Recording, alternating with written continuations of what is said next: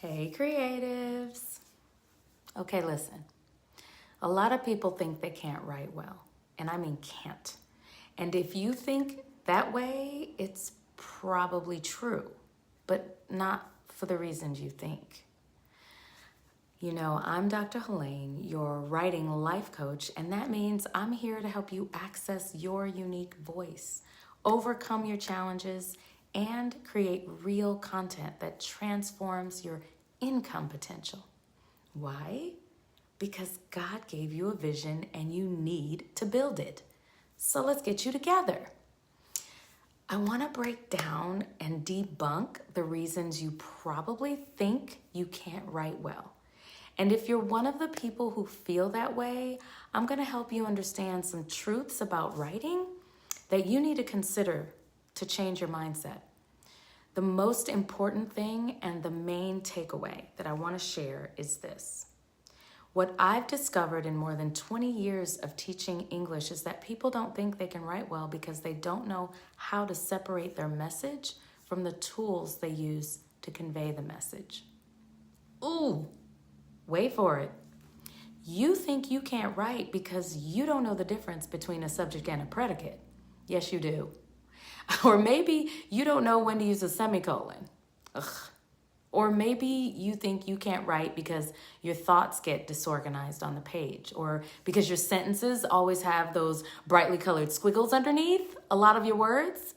But what if that is about the tools you're using, not the message you're sharing? Mastering grammar and punctuation doesn't mean you're a good writer.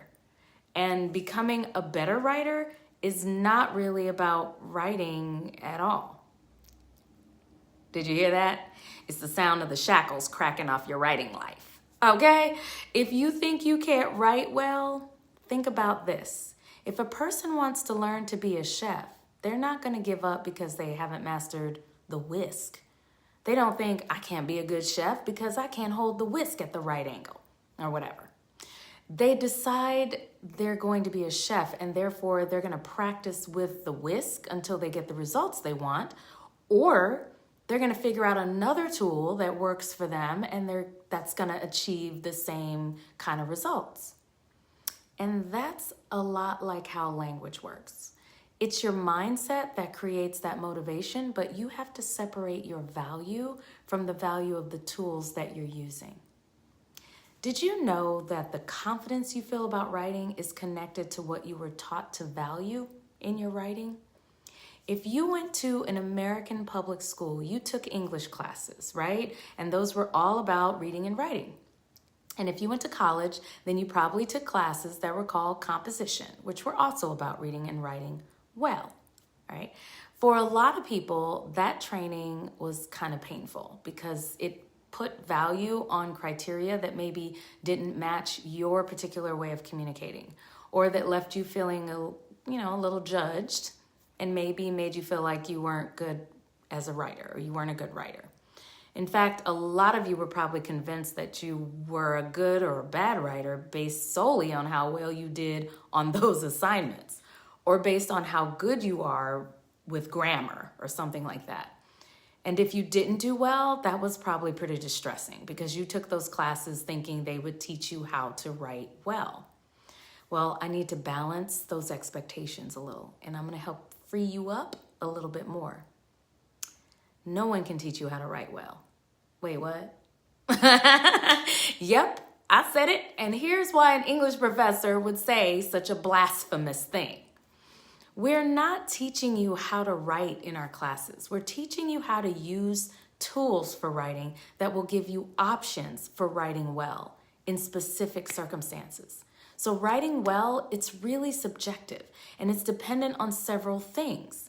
And it's not a big secret, but I'll bet you didn't get the memo. What makes great writing is how well you know your audience and choosing the best tools for your particular purpose. I'm going to get into that. So if you weren't able to master the class assignments because you struggled with grammar or punctuation, that doesn't mean you're not a good writer. It means you struggle with certain tools that are used for assignments and writing classes. What if you detached your value as a writer from the experience of those tools? What if you approached writing with the attitude that you're perfectly capable of communicating purposefully to an audience? Think about that. What if instead of deciding that you can't write well, you decided that you want to learn which tools that you manage best and meet your goals, the ones that meet your goals? That's a mindset shift. So that means you have to understand the difference between the purpose for what you're doing and the tools that you use to do it. If you're determined to be a better writer, don't start that journey thinking of yourself as having a deficit. What deficit? You're completely capable of conveying meaning to others using the tools you're most comfortable wielding, whether that's your voice, your body language, your facial expressions, or your words, whether those are written or verbal. What does serve you is recognizing that great writing conveys a clear message to a specific audience. It's your opportunity to put your thoughts into action and to have that action impact the world. So what if your problem isn't your writing? What if all you need to do is master different tools? You're welcome. Listen, if you need a jump start and your vision needs to get built, but you've been procrastinating, or you want help writing your path forward and you want to monetize your gifts, especially if you want to do it on a foundation that's sustainable for the long term, just comment below that you want to schedule a complimentary consultation or DM me and we'll get you set up with a time so we can talk. And if you want more quick tips like this, you can follow me on Instagram, TikTok, or YouTube. I'm at Dr. Helene Writes. I'll see you there.